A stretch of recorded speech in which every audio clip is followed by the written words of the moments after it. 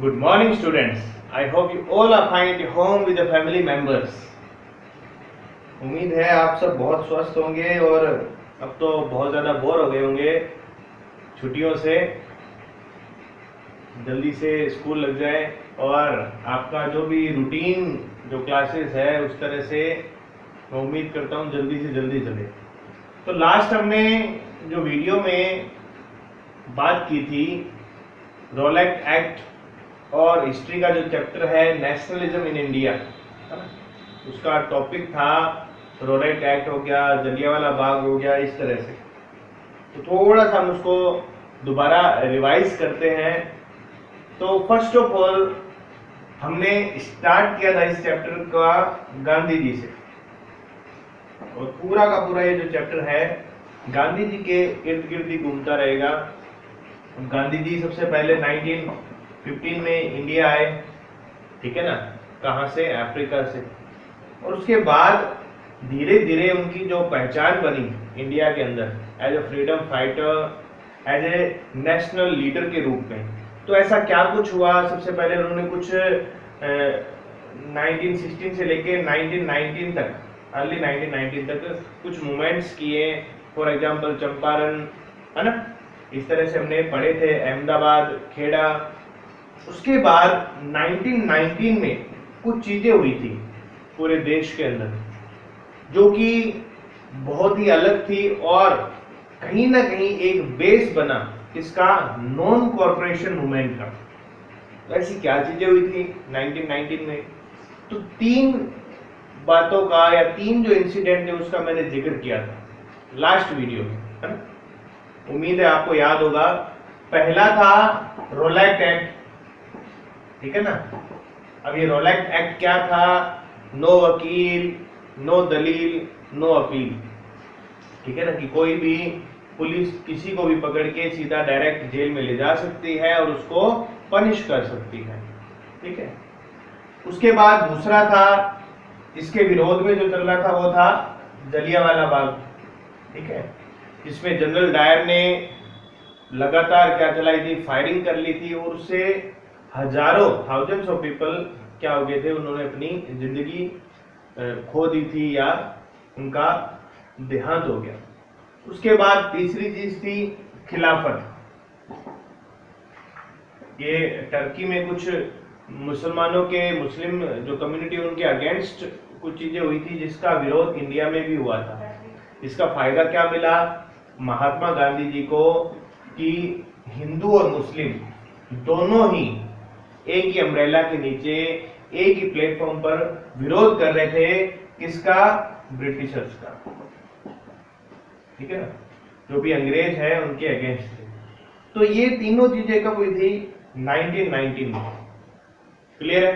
अब 1919 में एक पूरे देश के अंदर एक एंगर था, एक माहौल था, किसके अगेंस्ट? ब्रिटिशर्स के अगेंस्ट, जो कभी नहीं हुआ था इससे पहले, ठीक है। जैसे पंजाब में जलियांवाला बाग के कारण या आधे से ज्यादा भारत में रोलेट एक्ट जो कि एक कानून सही नहीं था, और खिलाफत मुंबई और जहां मुस्लिम कम्युनिटी के लोग ज्यादा थे वहां पर। तो इस तरह से तीनों जो इंसिडेंट के कारण एक देश में माहौल बना। उस माहौल को कैश करने के लिए महात्मा गांधी ने एक प्लान बनाया कि हमें अब एक नेशनल स्तर पर एक मूवमेंट करना चाहिए, राष्ट्रीय स्तर पर एक हम आंदोलन करें। वो किसके अगेंस्ट हो? ब्रिटिशर्स के। ताकि क्या है, पूरा भारत अगर उसका विरोध करेगा तो ब्रिटिशर्स को समझ में आ जाएगा कि अब हमें यहाँ ज्यादा देर रुकना नहीं है, ठीक है ना। तो उस मूवमेंट का नाम था non corporation movement. Corporation, corporate करना, आप एक दूसरे का क्लास में करते हो, है ना, अच्छे से करते हो। तो वैसे ही कॉर्पोरेट करना, तो यहाँ पे क्या किया? नॉन कॉर्पोरेट, यानी कि हमें कॉर्पोरेट नहीं करना। हिंदी में इसे बोलते हैं असहयोग आंदोलन। किसे कॉर्पोरेट नहीं करना? ब्रिटिशर्स को। देखो, जो ब्रिटिशर्स थे उनका यहाँ पे आना और रहना, उसमें सबसे बड़ा उनको बढ़ाने में हाथ किसका था? हम लोगों का ही था। कि वो जो भी पॉलिसीज लेकर आ रही है, यानी कि जैसे वो पुलिस में ज्यादातर कौन होते थे, इंडियंस होते थे, उनके ऊपर की जो पोस्ट होती थी उस पर कौन होता था, एक ब्रिटिशर ऑफिसर होता था। वैसे ही कोई भी हो, यूनिवर्सिटी में पढ़ाता कौन था, मोस्टली इंडियन टीचर्स होते थे, उनके ऊपर कौन होता था, ब्रिटिशर्स होते थे।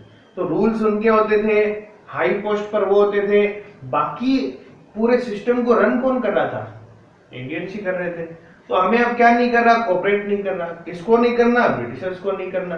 अगर हम कोऑपरेट नहीं करेंगे तो वो क्या चला पाएंगे, क्या वो सिस्टम को रन कर पाएंगे, नहीं। तो इसीलिए महात्मा गांधी ने 1920 में, यानी 1919 से एक साल बाद 1919 में तो एक माहौल बना, 1920 में उसको कैश करने के लिए महात्मा गांधी ने कांग्रेस का जो अधिवेशन होता था, कॉन्फ्रेंस होती थी, उसमें एक चीज पारित की कि आप अपने को एक मूवमेंट करना है, नेशनल स्तर पर करना है, जिसका नाम है नॉन कॉर्पोरेशन मूवमेंट। अब ये नॉन कॉर्पोरेशन क्या होगा कि हमें पूरी कंट्री में जितने भी लोग हैं, सर्विसेज में हैं, ट्रेड करते हैं, चाहे वो पुलिस में है, टीचर्स है, उन सबको अपनी जॉब्स एक बार छोड़ देनी है। उनको कोऑपरेट नहीं करना, सिस्टम के साथ नहीं चलना, जो ऑर्डर आए उसको नहीं मानना। ठीक है, कि हमें ब्रिटिशर्स के साथ कोऑपरेट नहीं करेंगे। अगर हम सारे घर बैठ जाएंगे तो वो चलाएंगे कैसे, खुद तो काम करेंगे नहीं ना वो। और खुद कितने वो ब्रिटिशर थे जो काम पूरे इंडिया को संभाल सकते थे। तो इस तरह से ये प्लान था नॉन कॉर्पोरेशन का, जो 1920 में दिसंबर के अंदर नागपुर के अंदर एक कॉन्फ्रेंस हुई थी, उसके अंदर महात्मा गांधी ने प्रस्ताव लाया था। और इसके जरिए महात्मा गांधी की जो पहचान है वो पूरे देश में एक नेशनल लीडर के रूप में हुई, और उन्होंने ही पहली बार पूरे देश को एकजुट करके कोई नेशनल स्तर पर कोई मूवमेंट चला था। इससे पहले हजारों मूवमेंट्स चले होंगे, आंदोलन हुए थे, लेकिन वो मान लो जैसे अब कोई राजस्थान के छोटे से कोटा के अंदर हुआ तो कोटा में ही रह गया, कोई बिहार में हुआ वो बिहार के छोटे से गांव में हुआ तो गांव के अंदर ही रह गया। अब ये क्या था, पूरे देश के अंदर अलग अलग लीडर्स को हर जगह जाना है, कंट्री में सभी जगह जाना, और उनको एक संबोधित करना है, उनको बताना है, एक्सप्लेन करना है कि हमें नॉन कॉर्पोरेशन मूवमेंट कैसे चलाना है, और गवर्नमेंट को, ब्रिटिश गवर्नमेंट को किस तरह से सहयोग नहीं करना है, कोऑपरेट नहीं करना है। ठीक है, क्लियर है। तो लेकिन महात्मा गांधी ने इसकी एक शर्त रखी, कंडीशन रखी। अपनी बुक है, उनकी फेमस बुक है हिंद स्वराज, याद रखना, आ सकती है। हिंद स्वराज एक बुक थी, उसके अंदर उन्होंने अच्छे से एक्सप्लेन किया कि नॉन कॉर्पोरेशन की आत्मा जो होगी वो नॉन वायलेंस होगी।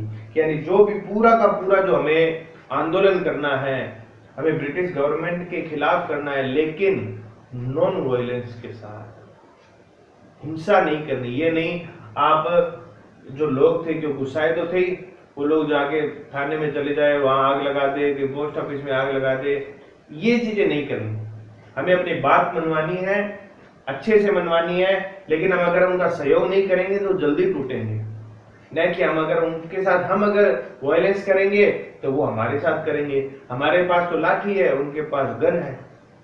ठीक है, तो इस वजह से कि पूरा का पूरा आंदोलन की कंडीशन थी, पूरे देश में होगा, अपनी बातें मनवानी है, कोऑपरेट नहीं करना, लेकिन साथ में वायलेंस का सहारा नहीं लेना। ठीक है, नॉन वायलेंस के साथ पूरा का पूरा मूवमेंट चलाना है। तो ये है नॉन कॉर्पोरेशन मूवमेंट।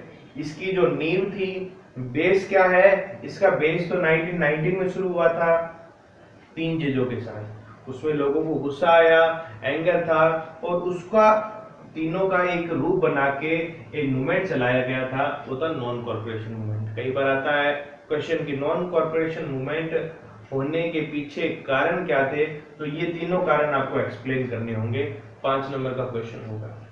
क्लियर है। तो ये आपका नॉन कॉर्पोरेशन मूवमेंट। आज सिर्फ हम इतना ही पढ़ेंगे।